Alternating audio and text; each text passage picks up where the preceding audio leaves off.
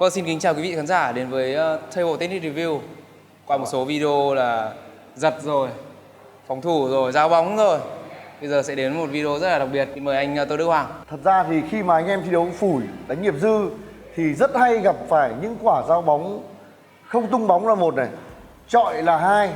Thì qua video này mình sẽ giúp anh em cải thiện phần nào về cái quả đỡ giao bóng đó và cách đỡ giao bóng đó. Anh em chơi bóng bàn rất hay thường gặp vấn đề về khớp gối. Các cơn đau khiến cho anh em phải gác vợt mà không dám chơi thêm. Hiểu rõ vấn đề này, Fiten đã cho ra mắt sản phẩm băng đai bảo vệ khớp gối hoàn toàn mới. Băng đai này phù hợp với nhiều mức độ đau khác nhau, từ những người đau đầu gối do thời tiết lạnh cũng như thoái hóa khớp. Chất liệu vải polyester giúp giữ nhiệt tốt, thiết kế và phương pháp dệt đặc biệt giúp cho băng đai ôm sát, thoải mái vận động. Sản phẩm có thể sử dụng hàng ngày mà không đem đến cảm giác cộm, khó chịu như các sản phẩm thông thường khác. Đặc biệt băng đai Fiten sản xuất tại Nhật Bản, anh em có thể hoàn toàn yên tâm và tin tưởng khi sử dụng. Liên hệ đặt hàng ngay theo số điện thoại Zalo 035 330 0088. Xin cảm ơn.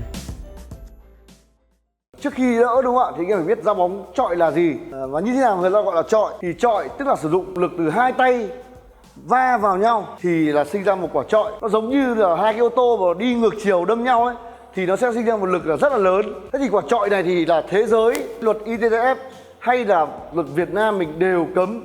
Nhưng mà thực ra thì trong thi đấu thường ngày của anh em thì thi thoảng vẫn gặp một vài đối thủ là chọi bóng. Thì là bây giờ mình sẽ hướng dẫn mọi người để mình sẽ có những thiện cảm hơn một chút với những quả đấy. Vì nó thật, người ta chọi nhưng cuối cùng mình vẫn phải chơi với người ta mà có phải có bỏ nhau đâu đúng không ạ?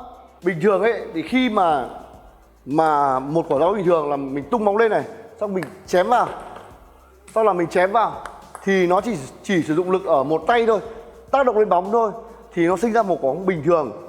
Còn khi mà chọi bóng, hai tay ném vào nhau đấy thì nó sẽ sinh ra một cái lực lớn, có thể là gấp đôi được nha. Nếu như mình ném mạnh, hai tay cùng mạnh này thì có thể quả bóng sẽ xoáy gấp đôi quả bóng là một chiều xoay vào. Cho nên anh em rất hay đỡ hỏng ở những quả giao bóng này. Ví dụ này, bình thường này, đúng không ạ? Chọi này, nhìn nó đi rất là hiền từ, dính đi rất là hiền từ nhưng bóng này lại xoáy vào bóng kia. Và anh em không đoán được. Đấy, chọi nó có nhiều kiểu nhá. Đây là một kiểu này, đúng không ạ? Đây là một kiểu này, chọi xoáy xuống này, chọi xoáy xuống này, nhìn nó như thế thôi nhưng nó rất là xoáy. Mình sẽ ra đây cho các bạn hình dung dễ hơn. Đây là quả bóng bình thường mình giao. Đấy, nó sẽ lăn về như này. Và một quả chọi lại này, một quả chọi này. Ấy, nó đi nhanh hơn. Nó đi nhanh hơn một quả bình thường rất nhiều. Quả chọi nó đi rất xoáy và đi nhanh hơn. Giật về sâu hơn. Giật về sâu hơn quả bình thường. Quả bình thường đang dừng đây này. Quả chọi này, đúng không ạ? Thì quả chọi này nó sẽ xoáy gấp, có thể là lên gấp đôi quả bình thường luôn. Cho nên anh em rất hay đỡ hỏng. Và bây giờ là cách khắc phục. Đầu tiên mình sẽ ra một quả bóng bình thường, Hoàng đỡ nhá, đúng không ạ?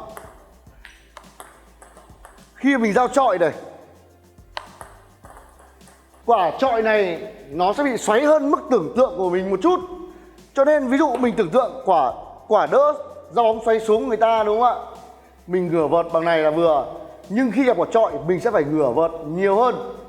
Cứ tưởng tượng quá lên một chút là mình sẽ đỡ được quả chọi này. Ví dụ đây là một quả xoáy xuống, em ngửa vợt hơn cái mức mà xoáy bình thường này của anh nhá. Ngửa vợt hơn như thế luôn, được không? Là em sẽ đỡ vào.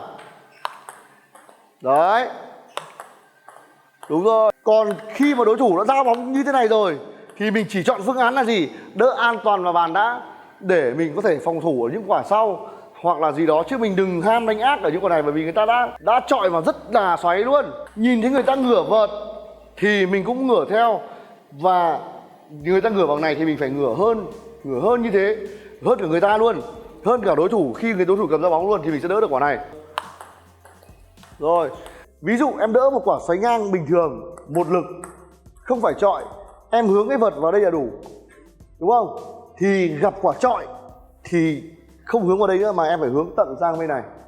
Đấy, tận sang bên này thì em sẽ đỡ được quả đấy. Ví dụ nhá, bây giờ em hướng vào đây, quả mổ bình thường này. Đấy, nhưng mà khi chọi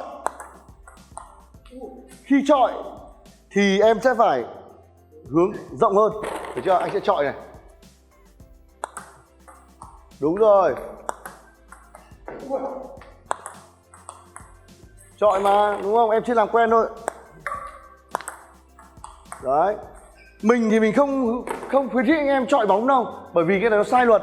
Nhưng một vài anh em là vẫn cứ chọi, cho nên mình chỉ hướng dẫn anh em cách đỡ thôi, chứ mình không hướng dẫn anh em chọi bóng nha. Không anh em lại nhầm tưởng là mình đang hướng dẫn chọi thì lại sai mất. Nào, tiếp theo quả này. Xoáy ngang.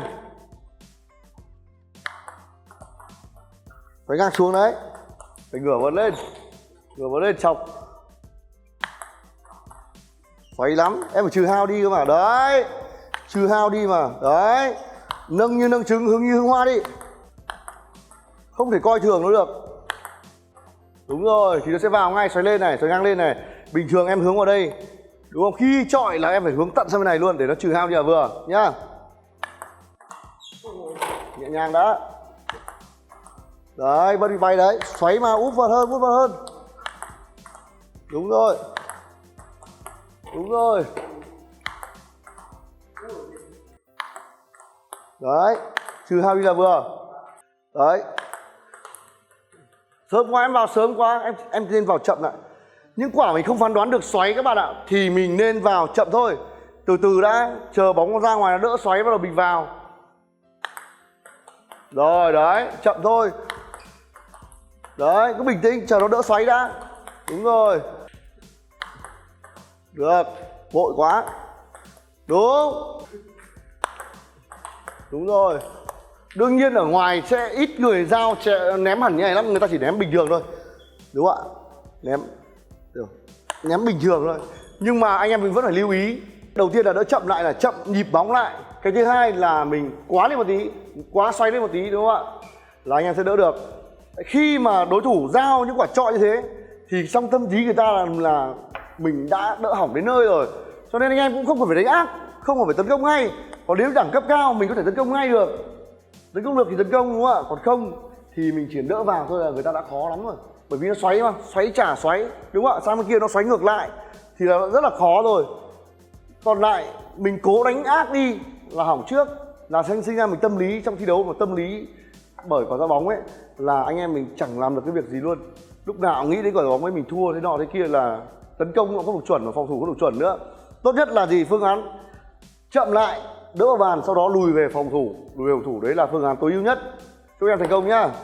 Vâng, như vậy là vừa rồi huấn luyện viên Tô Đức Hoàng đã hướng dẫn rất là chi tiết và cũng là rất là nhanh cái phương pháp để mà đỡ được cú gọi là chọi bóng. Phải nói đây là một trong những cú ra bóng nhức nhối nhất trong giới bóng bàn, và đặc biệt nó là phạm luật.